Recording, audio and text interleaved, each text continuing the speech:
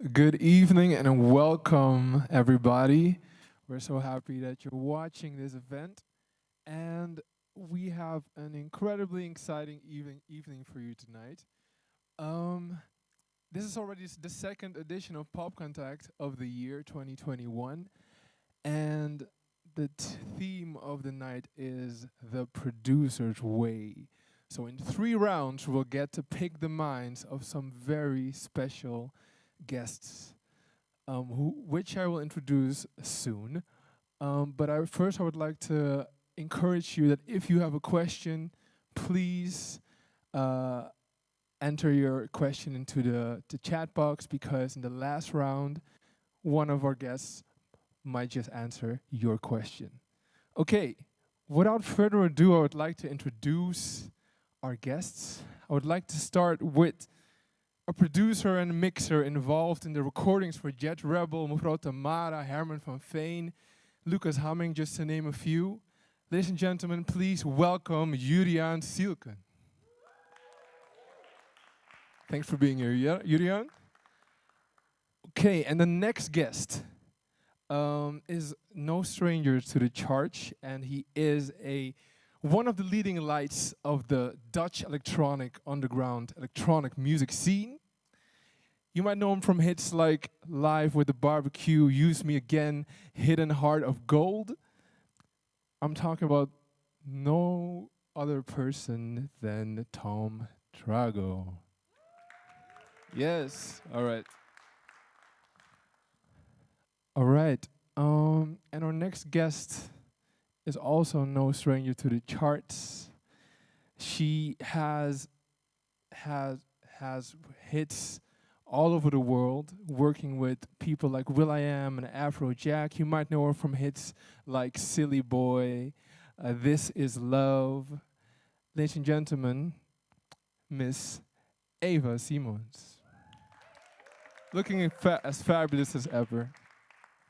All right, and of course tonight these guests will be interviewed by the students of the pop department. In the first round, we will have Chrissie and Kody. Okay, I forgot to mention that we're not only going to be talking to some interesting people who are in the room, but we also have some guests online. Now, one of these guests is a singer-songwriter and activist who has lived all over the world, from Tokyo to Dubai. She's worked with legendary vocal coach Jan Smith, toured with Michael Franti, featured on CNN Espanol. She's a model. She has more than 10 million streams. I'm talking about Victoria Canal. Thanks for being here, Victoria. All right. And then last but certainly not least, we have a Rock and Roll Hall of Fame inductee, a Grammy-nominated producer, best known for founding Public Enemy, but also working with iconic artists like Mary J. Blige, LL Cool J, and Ice Cube, and just to name a few. Ladies and gentlemen, please give a warm welcome to Hank Shockley. Thanks for being here, Hank. All right. Okay, we're going to start off the night. Sorry, did you say something, Hank?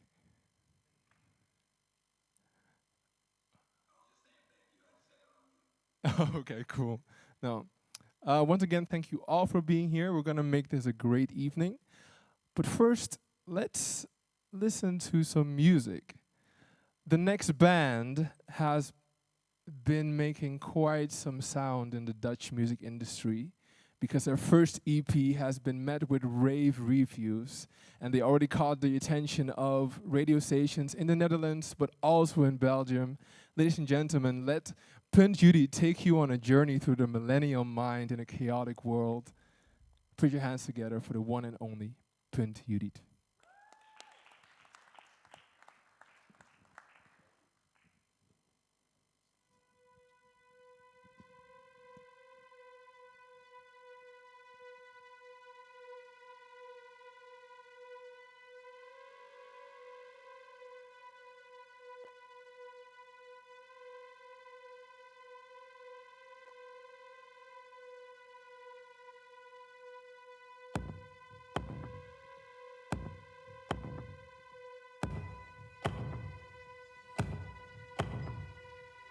Ik lig op mijn rug in bed, gezicht in de zon. Geruis van het gordijn, voor mijn open raam. Ik hoor de rokende studentes, lachend op balkon. Meeuwen krijzend in de lucht, weer op zoek naar iets te eten of zo.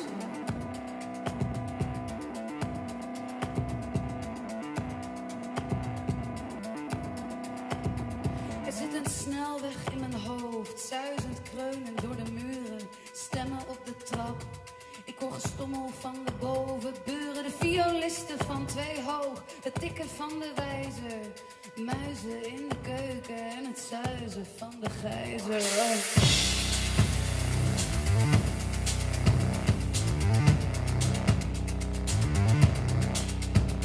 Met mijn benen tegen de muur omhoog bestudeer ik je lichaam. Scheurtjes in het plafond, een goudvis in een kom. Er liggen kruimels op de grond en jij bent nog lang niet klaar. En die snelweg dendert door mijn hoofd. Het gaat en gaat en gaat maar. Liefje, luister nou, hoor het klappen van metaal. De stad houdt me in een houtgreep, welk geluid, een vreemd verhaal. Drukt me naar de grond omlaag, gooit me in de hoek. Je praat maar zegt, wat ben je mooi, maar ik ben denk ik zoek.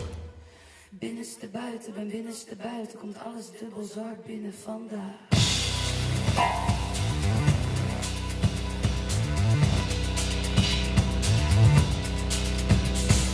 Binnenste buiten, ben binnenste buiten, komt alles dubbel zwart binnen vandaag. Binnenste buiten, ben binnenste buiten, komt alles dubbel zwart binnen vandaag. Binnenste buiten, ben binnenste buiten, komt alles dubbel zwart binnen vandaag. Binnenste buiten, ben binnenste buiten, komt alles dubbel zwart binnen vandaag.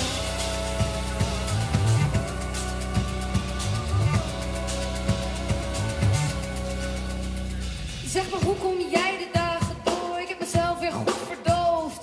Ben slaaf van dit gevoel, drijf al de stilte uit mijn hoofd. Oh, al die gorigheid en drek. Het zijpelt langs de daken, ik wil in plassen kunnen springen en in dit vreemde licht ontwaken. Binnenste buiten, ben binnenste buiten, komt alles dubbel zwart binnen vandaag. Binnenste buiten, ben binnenste buiten, komt alles dubbel zwart binnen vandaag. Binnenste buiten, ben binnenste buiten, komt alles dubbel zwart binnen vandaag. Binnenste buiten, ben binnenste buiten, komt alles dubbel zwart binnen vandaag.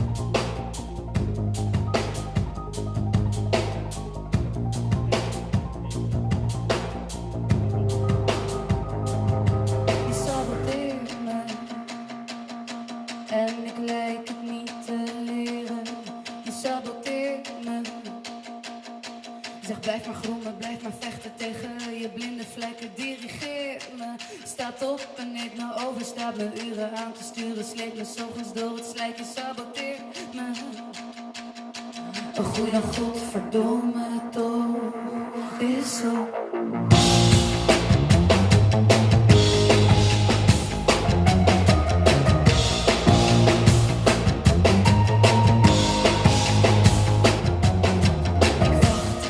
Maar op wat dan? En die leegte staart me aan. Oh, ik moet echt weg hier. Maar je laat me nog steeds niet gaan. En ik wacht maar op wat dan? En die leegte staart me aan.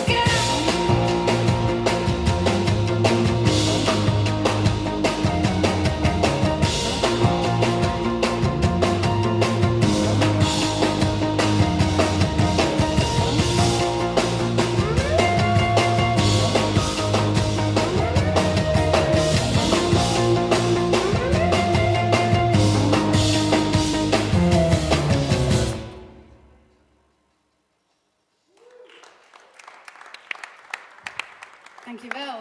Superleuk om hier te spelen. Graag een groot applaus voor Antonio, die ons gaat joinen op trumpet. That's Nader English.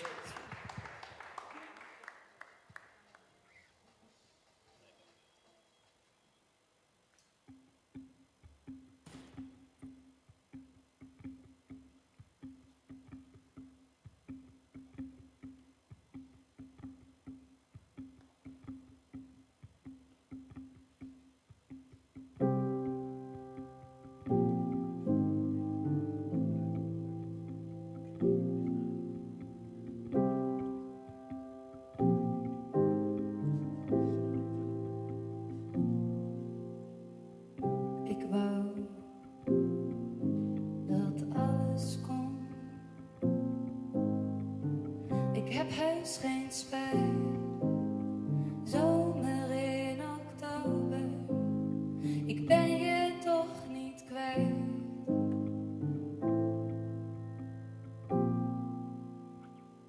Onze matrassen in een weerwaar van muziek, zomer in oktober en daartussen.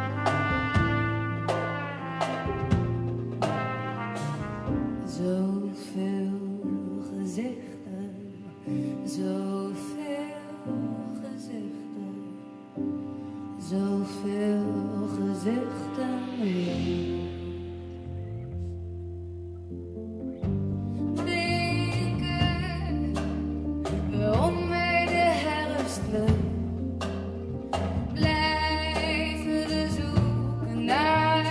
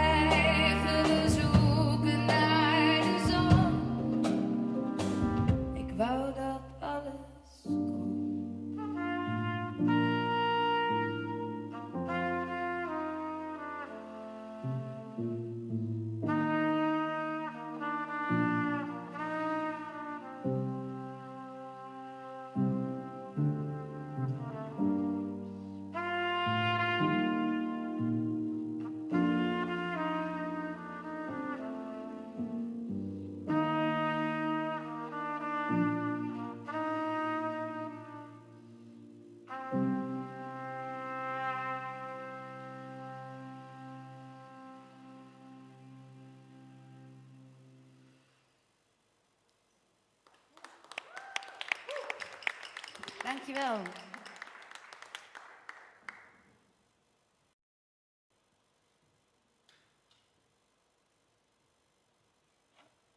Thank you, Judith. That was truly stunning. The time has arrived for the first round, but first I would like to remind our guests at home, everybody watching, that you can submit your questions in the chat box, because in the third round, our guests here will answer those questions. Hey. Oh yeah. Kody and Chrissie, please take it away with the first round. Yes. Thank you. Welcome again to this evening. We're lucky to have some amazing guests, just like Silan said. And actually, we would like you to introduce yourself by giving us your own short explanation of what kind of producer you are, or with what kind of producers you work, what your own definition of this is. So let's start out with Juriaan. Hi, I'm Juriaan Sielken. So I'm a producer, I think more in the old school way of producers. I work with bands mainly.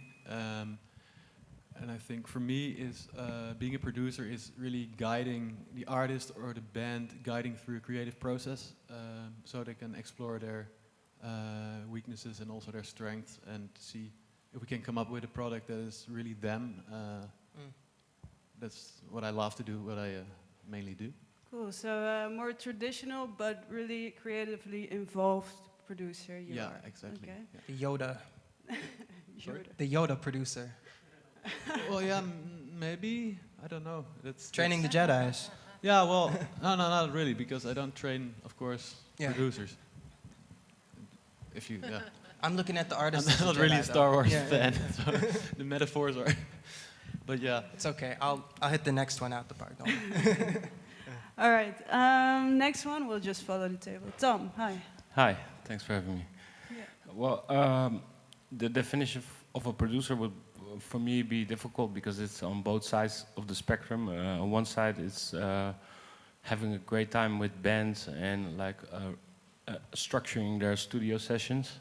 But on the other side, it's just me solo in the studio, making music, and then afterwards looking at the products and be like, I need this vocalist on this music. And yeah, I think there's a lot of different ways of doing producing. You can be an executive producer and be like, I need that producer to be with this artist, or you can, you just made the beat and somebody else took it to the next level by singing on it. Yeah. It kind of happens to, all of these things. Ah, cool, but cool to know that because I think most people know you for being like the producer, the modern producer, like making electronic music, but it's interesting to know that you also work with bands. Yeah. I didn't know that at all. Yeah, I love really that. nice. Yeah. Eva. Yes, hi. Hi. Thank you for having me. Thanks for being here. Thanks.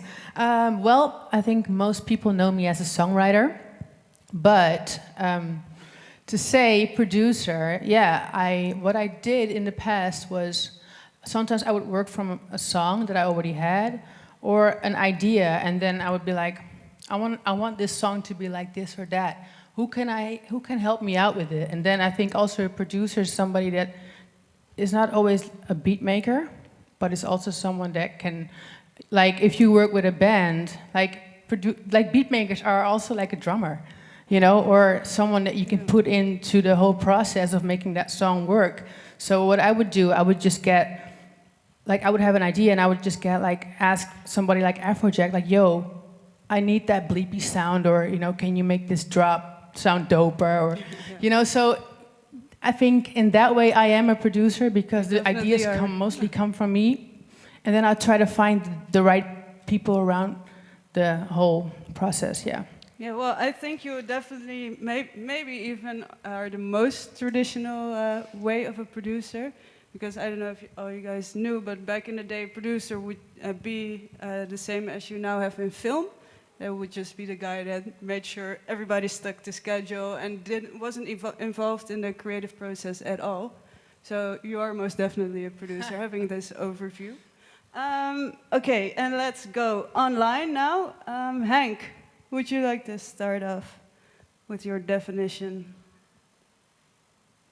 Oh, wow. You know, I think that what everybody said is amazing, and it's right on. I just maybe I could just add a little. Oh. For me, you know, produce. Can anyone hear me? Yeah, you just froze for a second. Absolutely. You're good now. But you're back. Okay. I don't know. It's the delay, I guess. The Yeah. For a producer, for me, it's about seeing the project from the beginning all the way through the end. And what does that mean? Like, that means that even after the release, your job is still, you're producing. So that means that to me, you have to be knowledgeable about marketing, knowledgeable about promotion. You have to know all about, you know, where your target audience is going to be at, how you're going to get to them. All those little facets to me is also part of it. You know, whether your band has a logo or not, you know, whether or not it's reaching the right amount of people, whether the fans are engaged with the stuff that you're doing, picking the songs that's going to be released, whether it be the first single versus the second single, because all those things are important. Because as you know, in today's market, you only have pretty much, you know, like 35 seconds before anybody realizes that they're on to the next. So you want to make sure that whatever you do is impactful from start to finish. So how important do you think it is to actually be doing all those things yourself, or could a producer also be somebody who delegates those tasks to people who they trust to do them effectively? Well, let's be real, man. You can't really, you know, you're talking about, I'm from back in the days, and I couldn't trust anybody back in the days to do anything. All right. So today, you know, if you're not in charge of your project all the way through, then it's gonna be a disaster, because you're the only one that has the vested interest in is something that doesn't happen by accident. It's all about fine tuning and doing all the little things that matter. Would you say, last question for Hank before we go to Victoria, but wouldn't you say, like you said, you're from back in the day and you would like to do everything yourself, but are you still able to do that now that we only have 35 seconds to impress people and are going way faster with all the content? Well, you know, you pretty much still have to do it all yourself. But you can pick a good team around you, and picking a team means that you're going to have to also micromanage the team, because if they're not same goals and interests that you're pursuing, then you're not gonna, the project is not gonna reach its point. You wanted to jump in with something. Yeah, I think it's really interesting what he just said, because I think the producer in the beginning of a song or an album with a band just has to have this overview, and you have to design tasks to certain people. And I think for every situation you're in, every album or song, you have a different overview, and you're like, I need this guy on this one, I need a mixing guy on this one. Although you can do the mixing yourself or whatever, to what he just said is, I think the definition of producing is looking at the project from A to Z, and then looking where your maybe not your best aspects are, and being like, I need a mixer on this one, or this has heavy vocals, I need an extra mixer on the vocal. Somebody has more capability in this. So to judge on every aspect where you need extras or people to support you, I think what he said is that's the definition. But as a producer, at the end of the day, whatever anybody else does that anybody you've hired is kind of your responsibility as well as the producer. Do you think that it's important to take kind of onus of the final product and all of its different facets in that case?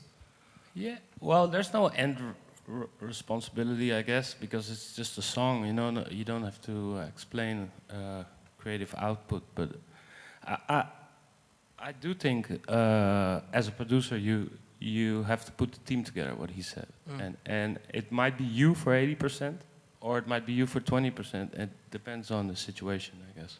Okay. Victoria, could you give us your definition of what a producer is and how you go about finding one that meshes with your style? Can you hear me? Okay. What's up? Thanks for having me. I am first and foremost an artist, but when I and I'm an indie baby, never been signed, never want to be signed, to be honest.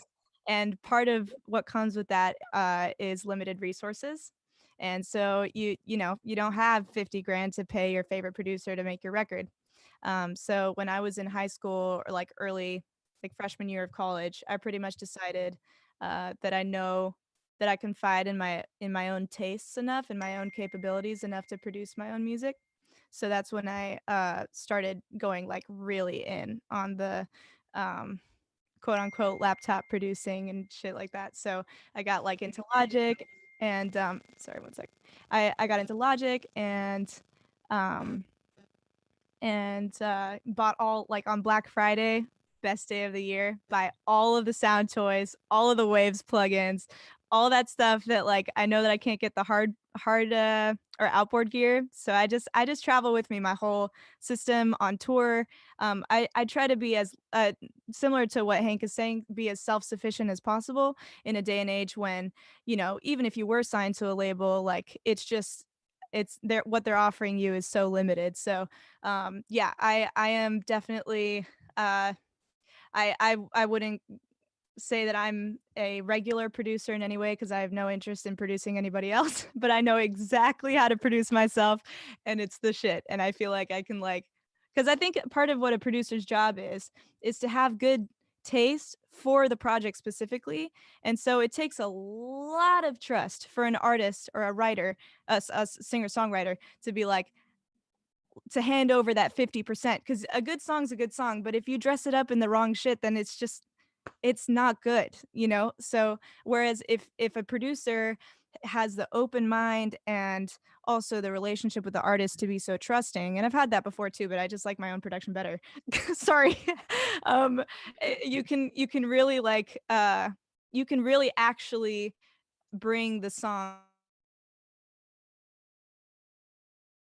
really considered it the way that Hank is saying, like a project from A to Z. I've always just considered it like songs individually because it's all about the song. That's the only thing that's going to make the difference is that song and how it's perceived. So, like, sorry, I'm rambling. Go ahead. Yeah. Yeah. So, like for example, right now, I just wrapped up an EP, and there was one song on it that I produced myself and I got it wrong. I think I produced like 3 versions of it, and I was like, for whatever reason, it's just not fitting. And so I reached out to this producer duo that I love and trust, in London, and we just go in, and with fresh ears, I disregard every choice I made about the song and the production for it as like it never even happened.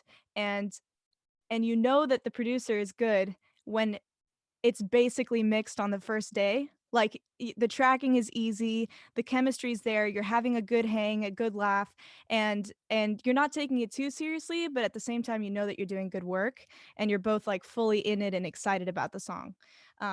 So yeah, I guess yeah, that was just like a case study of maybe just to redeem myself for saying I don't like other producers. I do actually, but it's the ones that really sit with the song and know how to like help me actually get it to where it needs to go when there is a case that I don't know how to do that myself.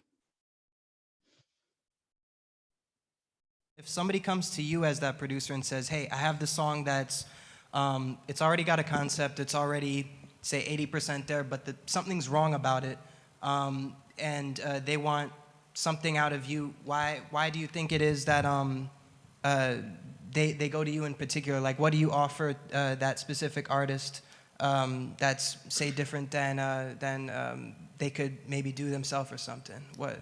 Well, I think for me, usually I work with a lot of indie bands and like guitar-based productions.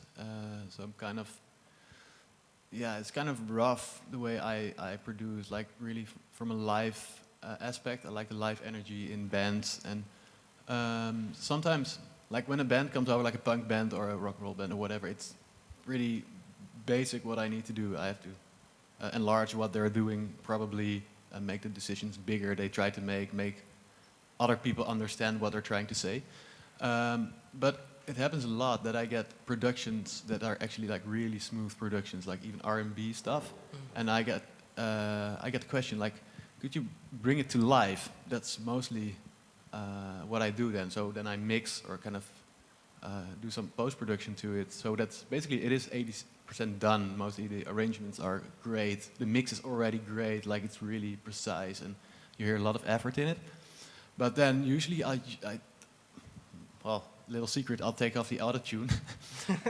Then I'm on 59%. It's a very controversial thing to do these days. Yeah, I know, but you know, and no, I'm always trying to look for the edge of like how real can something be, because I know it's really like with the modern recording and production techniques, it's really easy to make stuff in the computer that's really abstract and but I think the art is to create something that is still like touchable for people to listen to it, to recognize stuff, even though it's like 100% abstract or not.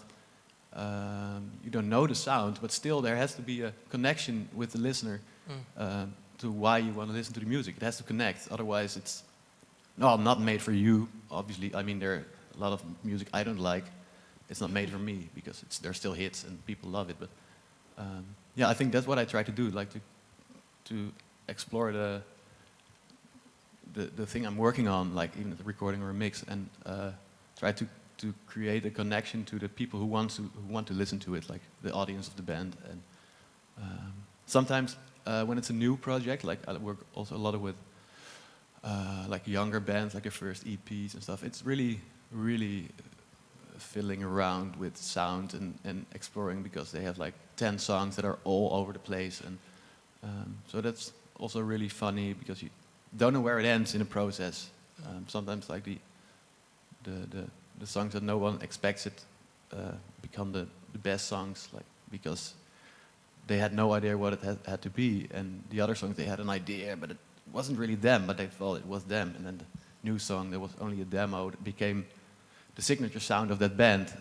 So yeah, that's what I try to do. It's kind of like finding beauty in the impersons a little bit. Oh yeah, and really. Seeing how to make those into the whole idea itself. I love imperfections. Like really, I always say like you can't make mistakes in the studio. When people start playing, like a lot of creative ideas come from mistakes. Like when a guitar player skips a bar or whatever, stuff changes. I'm like, dude, that's fucking genius. Yeah, but no, let's keep it. And you end up with these accidents that you couldn't think of because it's too weird to think of. It just happens, and if you recognize it, I think that's what makes something really special. That's what we still have on robots. We can still fuck up. That's where we. Absolutely, yeah. That's where we have them beat. Cool. Yeah, I think what he says is very interesting, because you actually have to be multitasking during a production. And some productions you just have to put the kick a bit louder, and other productions you have to tell the lead singer to change the chorus or the pitch he's singing at, or you have to really do big adjustments. But feeling where this edge is with the band you're producing, or maybe you're producing yourself, then you should ask yourself questions like, is this chorus at the right timing, or can I extend this part without being boring? All these, but maybe. How would you do that? Sorry to interrupt. Yeah, well, for your own music, it's always harder, because like you just made it, and then you have to get in this other role and look at your music and be like, what's effective, or what did work out? So you have to like be sort of criticizing yourself. Yeah, so you have to be multiple people at the same time. Kind of, I think if you can blend into all these roles, and also take a role that's less intense sometimes. If the band is fucking good and they play a great song, just make sure the guy on the mix is just leveling out. Just press record and do nothing. That's a great producer's thing too, and just create synergy with the band. Make sure they have food on the right time and don't leave to whatever. You know, it can be a producer's task too. So I guess it's really, if you want to be getting into a producer, you have to realize that it takes mixing, arranging, communicating with the band, and all these tasks.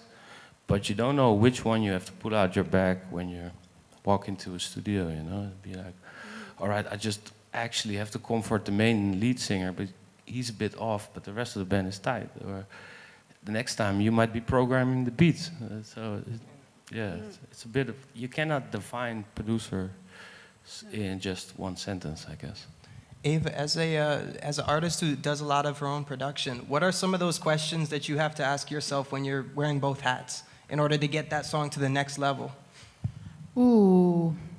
The thing is, I've been making music since I was 5. My mom is a singer, and I was doing studio jobs when I was 5 years old for like commercials and stuff.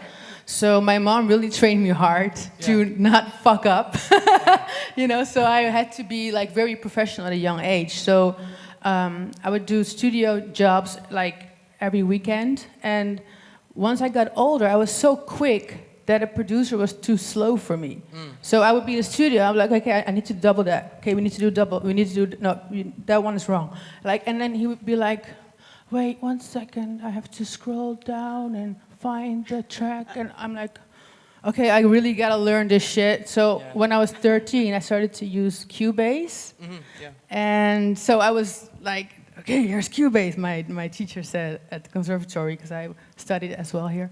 But I first did a study in Rotterdam. And I was like, cool, so now I can make all this dope shit that I'm hearing on the radio. And the sounds were shitty. Like you had this whack-ass guitar and everything. So those are the best guitars. That was shit, man. Was it difficult for you already having this developed producer's mind? And then getting into the box? Maybe, It was hard to not be able to make what I was hearing on the radio, because I was like, yo, that's dope. What's going on? So GarageBand, that's whatever. I need to go to another level. So once I got Logic, I was like, okay, now we can start working. And the great thing is that when you develop your own, when you develop these skills, you're able to make everything you want. You know, and if you trust your own niche and your own feelings, you trust your feelings are true to you, not to what you're seeing out there, because that's like a tricky thing. Like you can see like, oh shit, man, that sounds dope. Maybe I should make that. That sounds dope. Yo, the kick that I need that fucking kick, because that's gonna make my song doper. But sometimes it just fucks it all up because you're going outside of yourself. Depends you on have the to stay here. context. Yeah, you have to stay here, and that's sometimes it's really hard. But once you stay here, I feel like you get into a flow, and that flow it's like a really weird place, that flow. But once you start like training that to get in that flow and start to make that your world, you're gonna make some freaking magic. So it's like kind of honing your intuition in a sense. Yeah, and if you get out of the flow, you start to make stuff that you feel other people want you to make. Or you feel like, that's gonna be the hit. I need to make a hit, or I need to make people clap for me, or I don't know, you know? Yeah, I think it's really interesting. She points out the fact that she got into GarageBand and Logic or Cubase, whatever. But to point out the fact that if you're in a great session and you're a producer, it's amazing to have an engineer on your side who actually works the computer or whatever you're editing in. You know, if you want to do tape, you need a guy with a scissor who knows what to do. But nowadays, I mean, it's really important to know what your engineer is doing. So if the vocalist is asking for the third part of vocals and she wants to layer it up and add some reverb, you just have to look at this guy and be like, yeah, you know what kind of reverb I like, yeah, short ones, blah, blah. So to work with an engineer, but before having done that hard work yourself, I guess is really something I can advise for future producers, to know what this guy is doing when he's cutting up the vocals or EQing the drums or putting a compressor on. It's great that you can have him on a studio session to make things go quicker, but you have to know what this guy is doing. Look over his shoulder, sneakily. Yeah, kind of. You know, it's a lot of clicking and clacking nowadays, or like adjusting compressors. And the engineer most of the time knows the studio really well. So, yeah, I think the first thing is bond with your engineer. Otherwise, the session might, you know. And next thing is bond with the strongest guy from the band in the room. But yeah, you have to be really close with your engineer to get a fine project out, I guess. This actually brings me an interesting thought, and I'd like to pose this question to Hank actually, because we've talked about this before. How important do you think speed is in the actual creative process? Like to get your idea out there from start to finish without deliberating too much over every specific detail while you're creating, as opposed to putting it back for post-production. Do you think how does it have to be quick, or can you kind of sit and deliberate over something? Well, for me, I think it depends upon the process, depends upon the project. Some songs are going to happen really quick. Because you get it to the place where you see it. You have a vision, and you know what that vision should be, and you want to try to get as close to that vision as possible. So that's an area where you have to determine. But then it gets to a point where you have to make that decision. Where like, look, it's at its point, it's at this best point that it's possibly going to be, and I'm not going to angst over it anymore, and just put it out. And for me, I see a lot of people, a lot of artists and producers. The first thing that they do, they spend a lot of time on their music, and they think that, well, if I spend a lot of time on my music, then everybody's going to like it because I like it. You're going to find out that when you put it out there, the stuff that you spent the least amount of time on and the stuff that you care the least about is the things that blow up the biggest for you. and You're getting applause. But what does that mean for the entire process? That just means that you need to have you have to be close to it, but you also have to stand back from it. So you have to be able to look at the bigger picture rather than all the little micro pictures about the snare drum being too loud or the kick drum being too. You gotta forget about that. And I just go by, is the vibe right? Is it popping? Is it making everybody around me excited? And if it's not making everybody excited, then I need to find out what is that? Why is it not? I'm gonna tear it apart and start all over again. So you're fixing a problem more than trying to create new shit. You're just fixing, hey, this is a problem with the vibe, let's fix this problem with the vibe, and just keeping the train on the tracks, kind of. Exactly, because the number one thing that I find is that a lot of artists and producers today spend way too much energy on the song itself, because the song is going to take you but so far, but then there's going to get to a point where, okay, you get to a point where you got 10 million views. How do you get from 10 million views to 120 million? Now that's the area where it gets tricky, because that's when it's outside the song. So the first thing that I want to make sure is that the artist has a story behind the song. If you look at in the States, all the artists that are in the States that are making music, they don't even think about the song. They think about all the events that are happening that they can place the song into. So for example, if you got DMX on your song right now, that's the song you want to put out right now. Doesn't matter how whack it is. You want to put that out. Why? Because of his passing creates an environment for your music to be heard and listened to by a lot of people. And that's the end game. We want to get to the most amount of people we can possibly get to. Yeah, it's kind of being, you have to visionary the product of the song. I guess that's what he's saying. Like, look where it can go, what does it need, and that's what he just said. It's like it has to do a lot with the artist you choose or the timing when a song is released too. So. It seems like the overarching theme of what's being said today is kind of that the producer's a bit of a North Star, where it kind of, you don't have to create everything that's going on. You don't have to, be the facilitator of everything, but you kind of have to have a vision. You kind of have to be able to have a good intuition to tell, what needs what at which time, and to have a little bit of humility to let the song tell you what it needs. So I'd like to thank you guys for talking with us for our first round. We're going to wrap things up right now, and I'll hand you over to Zilan right now. All right, ladies and gentlemen, we're off to a great. It's always so inspiring to hear producers talk about their craft so passionately. We have been getting like a lot of questions from our live audience back home. I want to encourage you to keep on asking those questions because in the last round we will be getting to those. All right, it's time for music by one of our very own master students. He was just sitting at this table a couple of seconds ago, and right now he's getting ready to hit the stage. I'm talking about Kody Chambers. Kody is an American multi-instrumentalist, producer, and artist whose music stretches over a wide range of genres. And with every new chapter of his life, he incorporates new ideas, new techniques, and new philosophies. So that sounds very interesting, and I can't wait to hear him personally. Are we about ready? All right.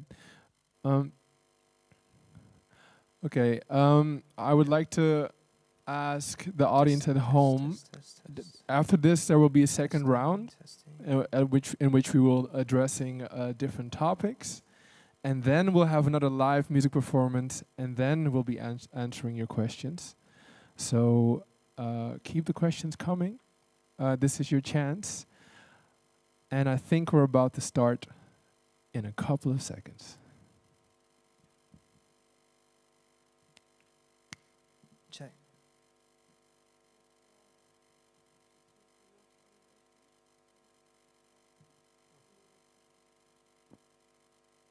Test.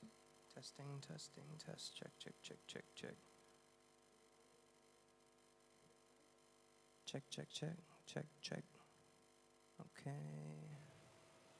Check, check, check, check, check, check, check.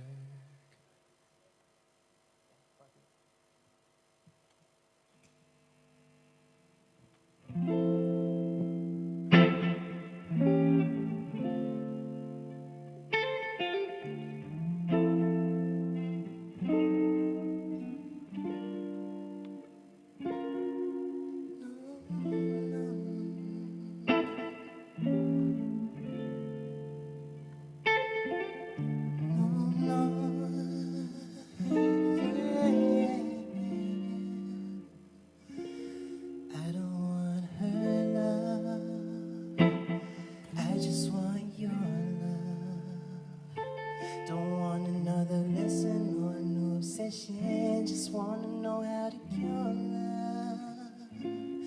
I don't wanna have love. Nip it on a graph love. I don't want no slang names or no cry games. Just wanna know how to cure love. Get it out of me. It makes no difference anymore.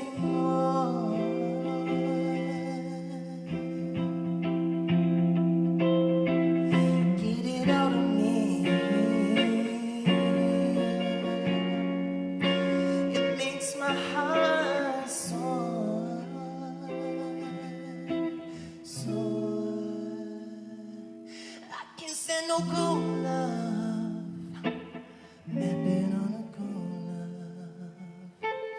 Feel like half a man fucking up my days. Who always wanted to control love. Better off with no love. I don't even know love. Treated like a stone across the open ocean. Pick it up and then I'll float love. Get it out of me. It makes no difference anymore. No more. Get it out of me. It makes my heart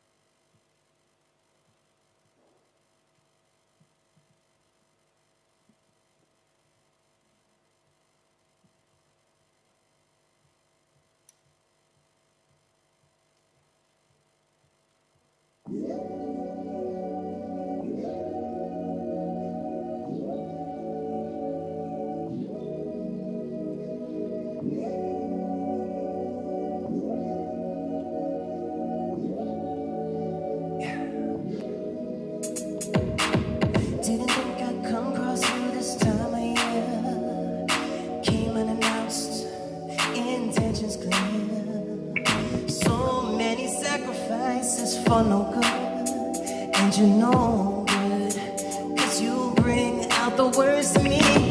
I was a weaker man the first time we met, and you love that you could do your worst to me. I promised myself not to taste my best, and now you say you want me back, and I'm no match for your ecstasy. One more dance, one more dance, oh no, one more dance, oh no, one more dance. With you, one more dance, and me, one more dance. Together, one more dance, I plead one more dance. Baby, you burn out both my eyes, but I'd willingly blind myself to get half of that high and grow that heat inside. Ooh, baby. Give it to me, give it to me.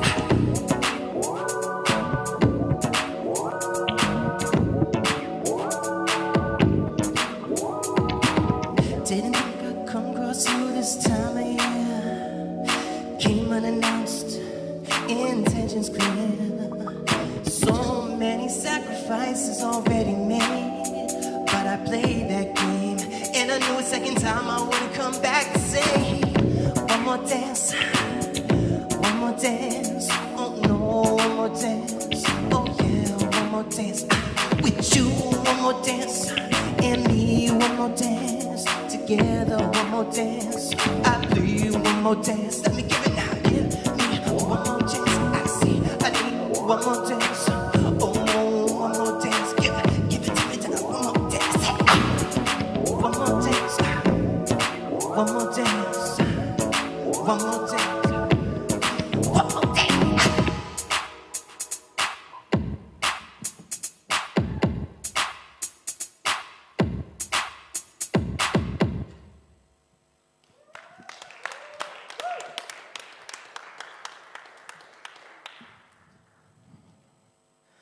It's 5 a.m.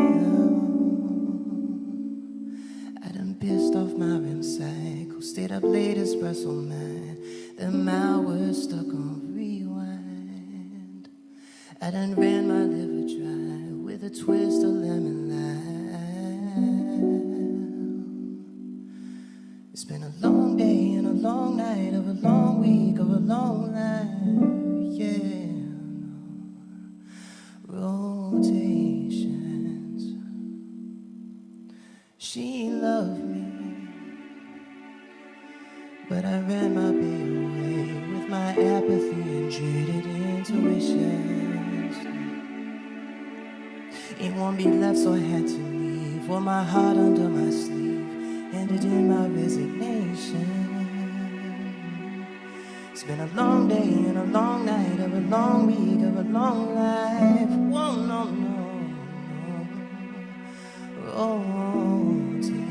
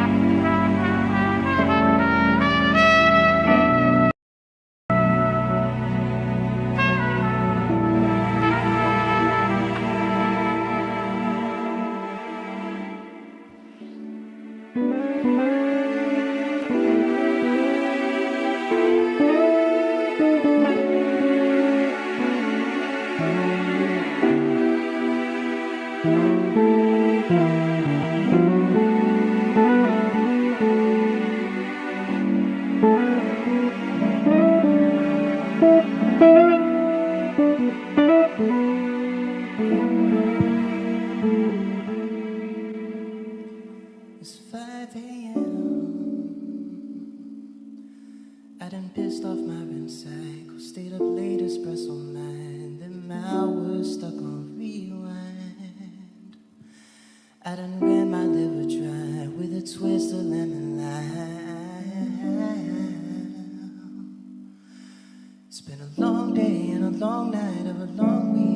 long laugh. Oh no, no, rotations.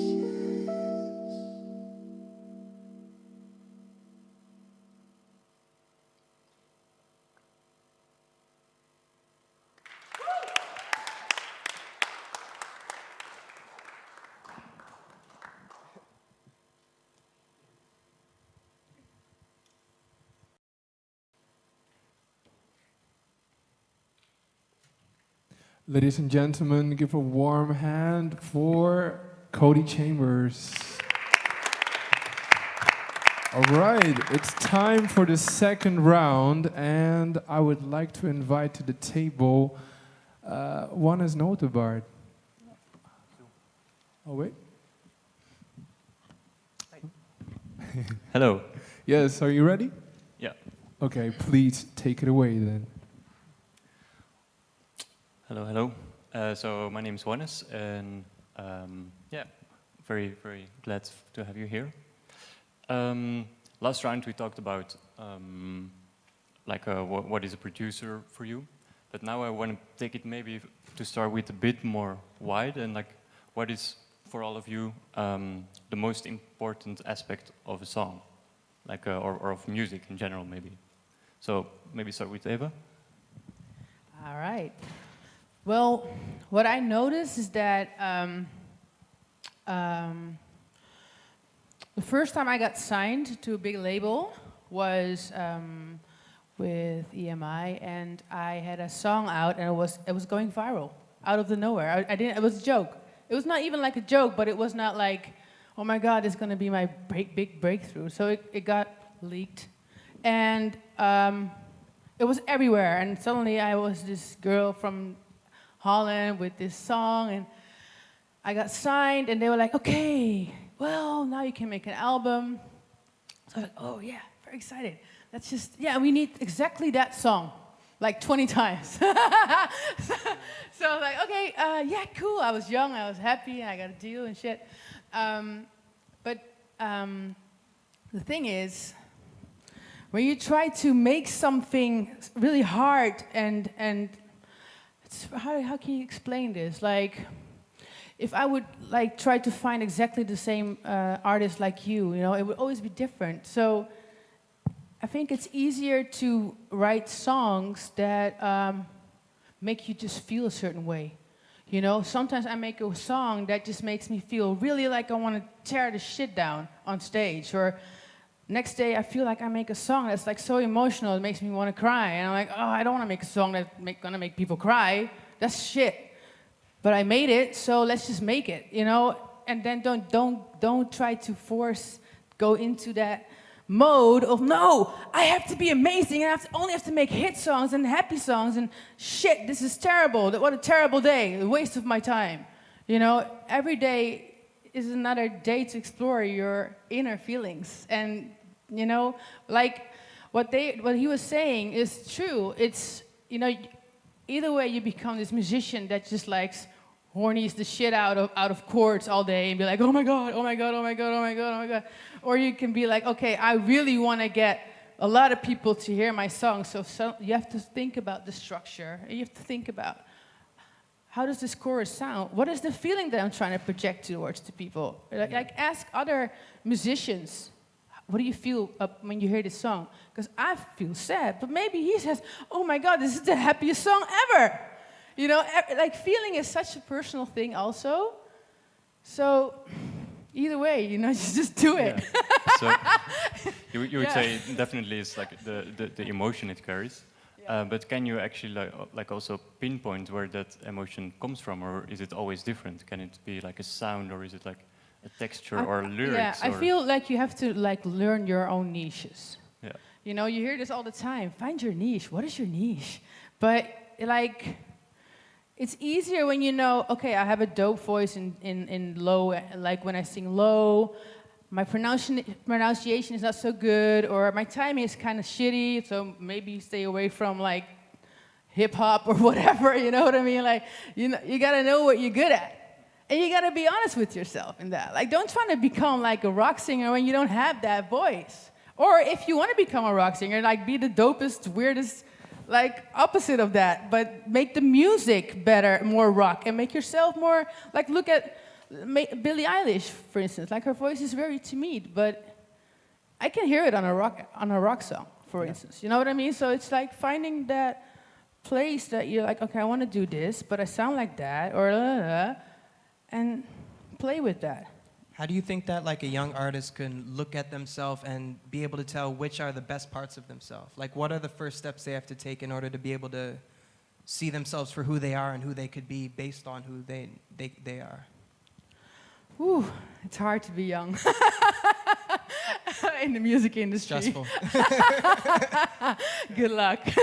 No, yeah, I just, it's like just doing it. Just do the volume. Like, if you look at what somebody told me, like U2, their big breakthrough was at the 4th album.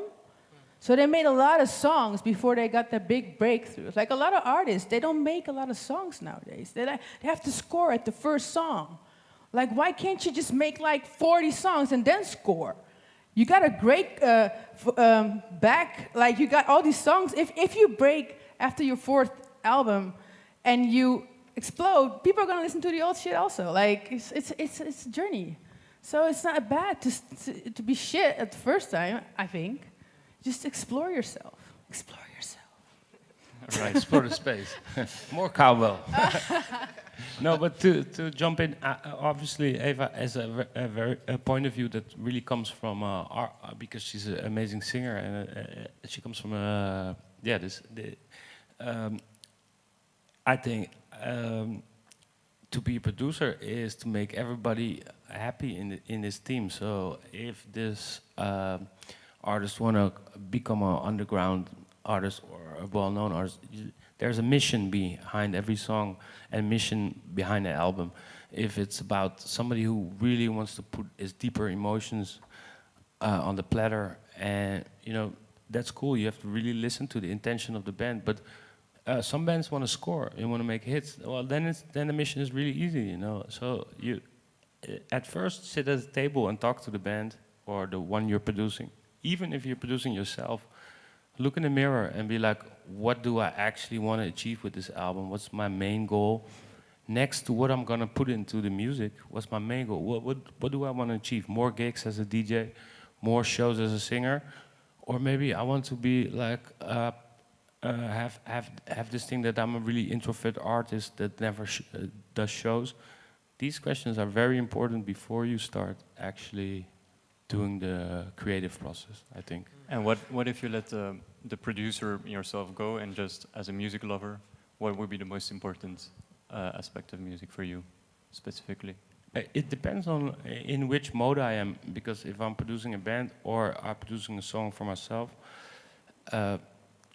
there's nothing the most important except the communal greater good, I guess. All right. Julian. Yeah, I think there are two things that Eva mentioned that I think I want to point out also to artists that are listening, self-producing artists, because I think for me what is, well, when I hear a song on the radio or I find a song on Spotify or like something I really, really dig, and I'm like, oh, I wish there was more of this artist, so I'm gonna look for it, and there's just one freaking single, just one. And I know they made a lot of songs before they ended up making this song. So I'm like, yeah, please put it out, because if I hear your previous work, like, you don't have to put out everything, but if I hear your previous work, I probably get to know you better as an artist, and I'm probably gonna start following you and maybe become a fan even, because I get the journey you're into. And I think that's really, yeah, I think that's really what I kind of miss in a lot of nowadays productions. Well, it was always there. Like, there's a lot of, yeah, like the classic One Day Fly, right? There's a lot of music that is out there really as a product, which is fine, I think. But yeah, I think if you're an artist, that means, well, you're kind of making art, I guess. That's what an artist does. And yeah, keep that in mind, that it's worth, anything you make is worth something, and especially to people who dig your music, they probably want to hear more. So if you have something, or don't wait too long with the next one, like if you have one hit single, keep on posting stuff, keep on making that final song again, which may take like 10 years till you have that hit again. Just keep out bringing stuff and exploring yourself. Yeah. So do you think that there are songs that you should put on SoundCloud and songs you should put on Spotify, or you should put everything you put on SoundCloud also on Spotify? Yeah, well, that is a good opportunity, of course, because SoundCloud is a bit of low-key going. It's another way of going viral in SoundCloud. People are exploring more there, and Spotify is based on the algorithms and stuff way more. But still, if you put your B-sides on Spotify as well, they might end up in the same algorithm as well. I mean, you don't know if it's going to be a hit. Like with Jet Rebel, we had a song that management and the label said, well, no, we're not even going to try to plug it. It's like worst song ever. It has like 3 guitar solos in it. It was Tonight. It was a really weird song with all these pitched guitars and choirs. And it ended up on some 3FM DJ's desk. He played it, and it became a mega hit instead. It's like instantly. People were like, what the frick is this? What is this? We don't know this. It's weird. It's cool. And I think, yeah, well, that started out a career, right? This guy does this stuff. And otherwise, it would probably be like the obvious single, which was okay, but still, people were like, oh yeah, that's a nice song, but nobody's going to remember it, right? So I think your B-sides can be the trigger of being something, I guess. I totally agree to what he says, but also want to point out that at this moment of time we have all these platforms, and they do actually distribute to different fan groups in a way. So if you have, for instance, a house song which you have an extended version of, it might be better to put it out on vinyl and to keep it limited at 200 copies and make it a collector's item. And on Spotify, give your small radio edit, and maybe on SoundCloud you do a downloadable thing, which makes all the platforms have their own identity for you. One of the artists that I really respect is Moody Man, and he is a great producer, is a very good example of how non-marketing can work as marketing. So he doesn't share his daughter's life on Instagram, or it's very hard to get close to this man. So this builds up mystique around him. He puts out songs limited on vinyl, only vinyl. You can find it on other platforms. So this is a choice. Like NFT. Kind of. You can play with all these platforms in a way. You can say like, I want to put this out for 2 weeks on SoundCloud, and the fact that you do leak out information about you as an artist, so actually are forms of designing your output, I guess. You get to know him through the music, like not all the other stuff like his daughter on Instagram. That has nothing to do with the music, right? So it's really a honest way of putting out who you are. Like people are listening to the music and not all the bullshit around it. But how do you get them to invest in you as a person if you don't show much of your personality? I feel like that's a big thing in... the music still speaks, right? I mean, if you have a story to tell, that's what people will hear. And then you can build another story about it to enlarge that song, or But in my opinion, it's the song that triggers me. And then I'm maybe gonna look up the guy and see what's on Instagram or whatever. But it's a song that I know there are bands that are making documentaries first about them and then put out a single. It's fucking bullshit. But yeah, sorry, don't do that. It's just the commercial stuff. It's just sellout. I mean, I don't like that. That's my opinion, though. But yeah. Well, I think I'm a good example of how to not do it. Actually, I mean, I had a big hit, but the thing with me is I was signed to a big label. Then I made an album, and it didn't came out because I didn't like the songs, and then it didn't even make me write songs. So they were like, "Nah, you're not good enough. We need that writer and we like get everything recoupable, spend a lot of money." The song that made me frustrated, and I'm like, you know what? I'm gonna make my own song. Fuck this label. I'm gonna be a featuring artist, and then they have to license me out because they're keeping me in the fridge and shit. So then I had a song out with Afrojack, and it became a hit. But it wasn't my song; it was Afrojack's song because I couldn't release it. So then I was a featuring artist. People were like, yo, dope, vocals. Yeah, Eva, you're a vocalist. Yeah. So I was like, nah, well, actually, I'm a songwriter and I produce, and what the fuck's going on here? And then I got another deal, and it was with Interscope, and I made another album, and they were like, fuck this album, this shit. Yeah. I was like, damn. And I spoke to Will.i.am on the hall, and he was like, I like you. And I was like, I like you too. Let's make a song. And we made This Is Love, and it became a hit. So I was like going from a hit, 2 years of nothing, hit, 2 years of nothing. So people don't really know me. And this is a problem for artists. Like, really, like what he says, like, put that shit out. Because people start to know you. You can talk about your music on your platforms. You know, you can be busy with yourself and your craft instead of like, oh, I need to learn a dance for TikTok. Which is cool, you know, no offense. But it would be cooler if you could talk about your whole process about your music because you're making so much. And Victoria, how do you decide when you're making a project, what goes on the project, what are just songs that stay on your phone for your own personal listening? How do you have the discretion for that process? Well, it starts with a concept for me of what I want the record to, like, what I want the record to do. So, for example, my last EP was a collection of 5 songs, all revolving around self-image. And sort of assessing what self-worth means, you know, my understanding of what it means to be a human, etc. Whereas my latest project, which I've just mastered, is called Elegy, and it's a body of work about anticipated grief, about finding out someone's ill, and sort of the journey of that quite abrupt realization of mortality and the fleeting nature of life and the only inevitable thing and what that means to look that in the face.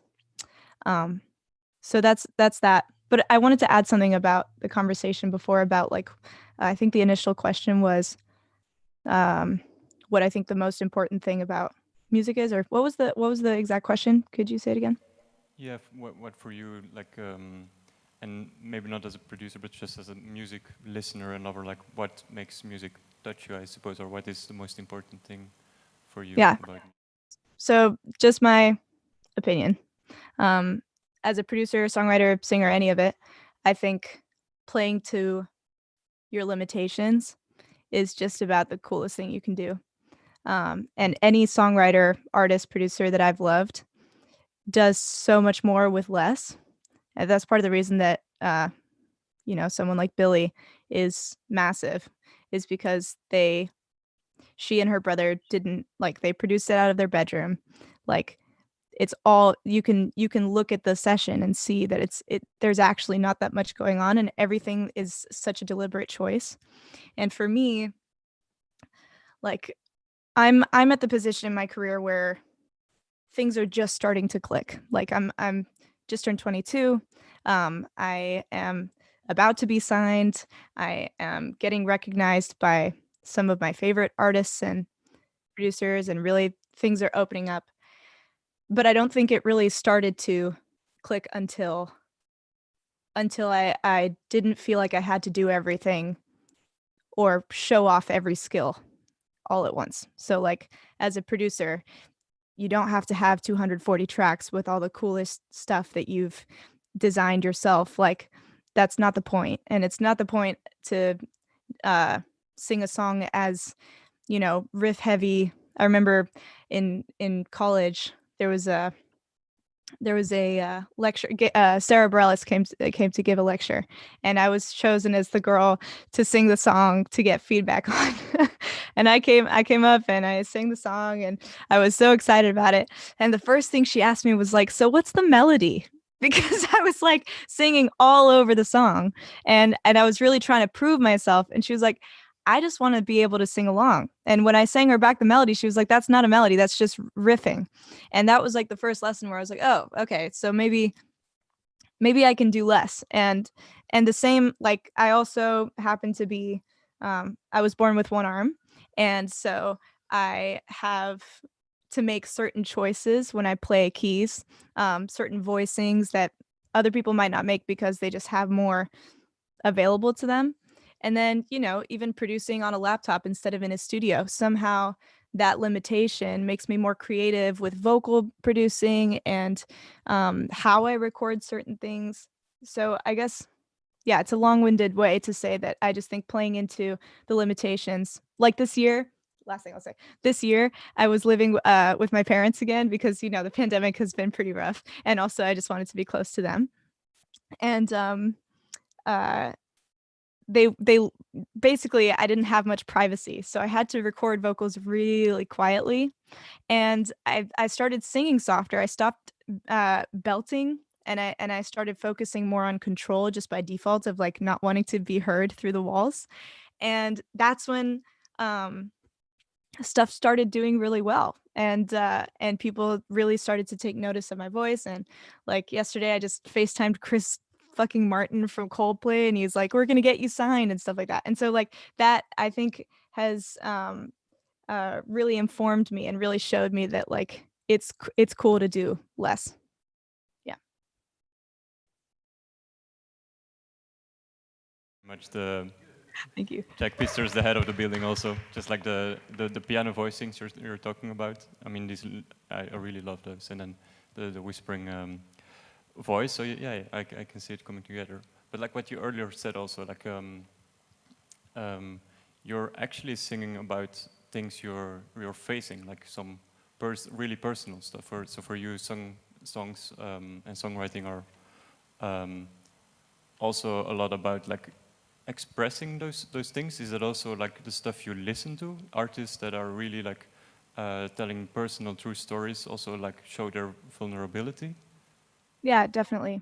Definitely. I think I like songwriters who talk about everything. Joni, Bob Dylan, you know, like the Carole King, like it's more than just romance. It's like the profundity of life. Like there's so much deep stuff that goes on in the minutia. And that's like what Adrian Lenker, John Mayer, even like art writers like that who just yeah, I think singer-songwriters have something special because they write mostly alone.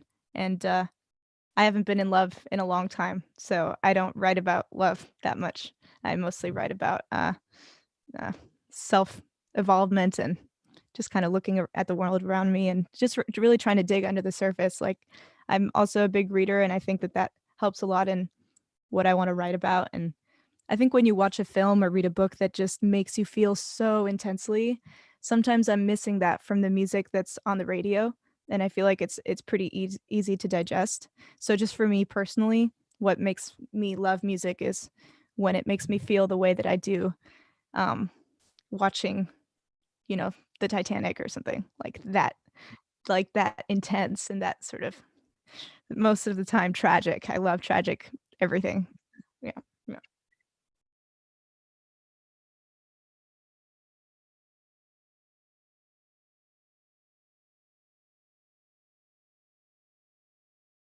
Signed to a label, you're independent, so you can make these decisions without somebody trying to force it down your throat. Just you can decide what you want to do and go in your own direction. And I think that that kind of embodies the spirit of a producer's freedom and to be able to forge their own path. I'm sorry to be the bad guy again. I have to wrap up this. Maybe a quick from Hank, if you have something to add, or like a. Yeah, I just thought that everything everybody was saying was right on. Can I be perfectly honest with everything and everybody? Yeah, you know, I was senior vice president of Universal Records in my part of my life, and the one thing that I realized that inside the major record companies and any record company at this particular point in time is that all of these companies are under ridiculous pressure to produce. And so when you're signed to these labels, the pressure is then put onto the artist, where you have to mega smash, and you got to continue that journey into the mega smash. Eva, I heard your record that you did with Will.i.am, and I thought it was brilliant. And I thought that the fact that, you know, for me, I thought that you could have replaced what's the singer that's there that he has in there. You could have definitely replaced her. They didn't want me to replace her. They didn't want me to replace her. I understand. I get that. That was the thing. Like sometimes with labels, they have multiple people that look similar like you or whatever. They're like, kind of making a lot of money with this one, so you know. Yeah, and they didn't want to promote the song because it was too much of a risk to replace her. Exactly. We'll see. This is an opportunity. That was an opportunity that I thought that what you could have done now was you could have recreated the same formula, but do it in your way with your artist. We had like 10 tracks ready. Again. And that's and that's something. You based in with Universal. I was at both coasts. I'm in LA and New York. So what I look at artists today is what I don't see that's happening is that a lot of artists do not work that other side. And I hear people talk about the record as being like we want to make sure that the music is heartfelt and all that great stuff. That's all well and good. But in the land of opportunity, in the land right now that we in, is that you got so many people vying for that attention. There's only so much space on Spotify because the top 10% of the artists is taking away 90% of all the revenue. So you have to find a way to get as much rotation as possible. So in order for you to get as much rotation as possible, you have to think about your songwriting in a totally different manner. Your thing, if you look at I'm going to take the Will.i.am Black Eyed Peas approach. Everything is a chorus. The verses of the chorus, the chorus is a chorus, the beat, the pre-chorus is a chorus, the bridge is a chorus, everything's a chorus. And why? Exactly. And why is that? It's because people don't have that much time when they're listening to a record. You got 2 minutes at Black Eyed Peas made that album before this one. But to return to what I said first, I think why is everything a chorus? Because they thought of the whole thing before and said at the table, what do we want? We want hits.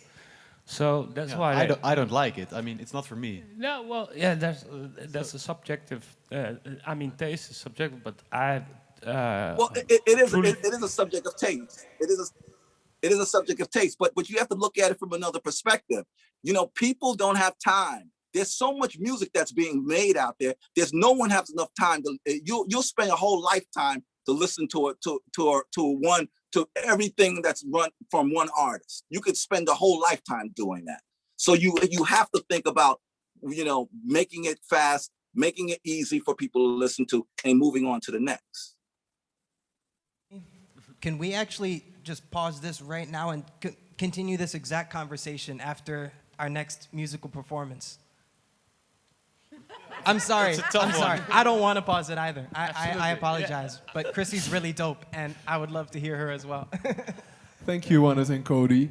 I feel like these conversations could go on all night, and I hope everyone at home is taking notes because these are some very valuable conversations. We're getting ready for our last performer, but I just want to remind you one last time, because this is your last time that you can.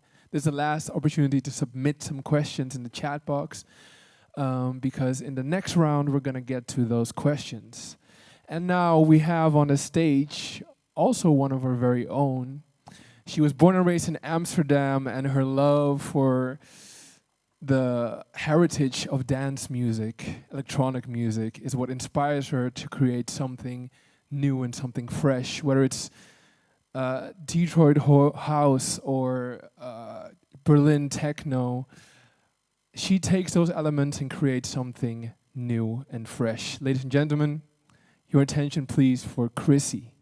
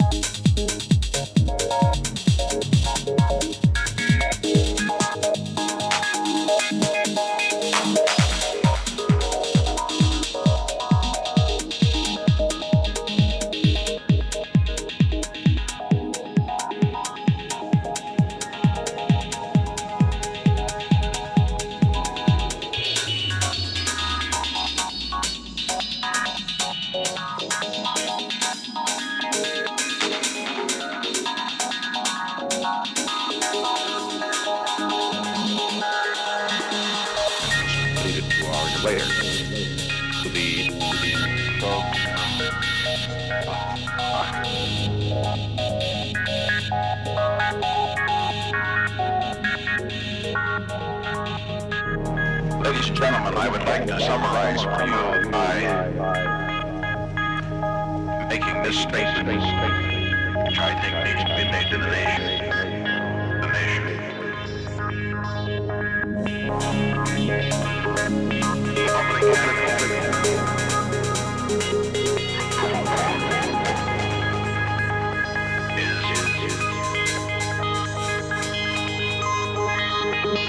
Public enemy and defeat this enemy.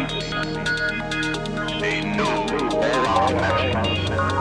I've asked the choir to from a conference of all Americans who may be stationed abroad, wherever they are in the world. It will be government-wide, knowing the 9 different climatic areas where within the American language. Nationwide, a new education program that we trust will result in discussions that we have had in defeating this enemy as a people. Defeat this enemy.